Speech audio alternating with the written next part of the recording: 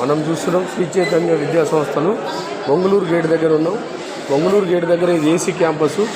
ఇక్కడ కనీస సౌకర్యాలు లేక పేరెంట్స్ కానీ విద్యార్థులు కానీ చాలా ఇబ్బంది పడుతున్నారు. కనీసం ఫీజులు కట్టుకునేటోళ్ళకు క్లారిటీ లేదు.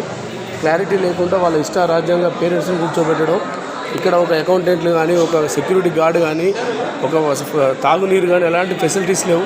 ఇది శ్రీ చైతన్య విద్యా సంస్థల పనితీరు. ఇది బొంగుళూరు క్యాంపస్లోని ఏసీ క్యాంపస్, ఇది ఐఐటి.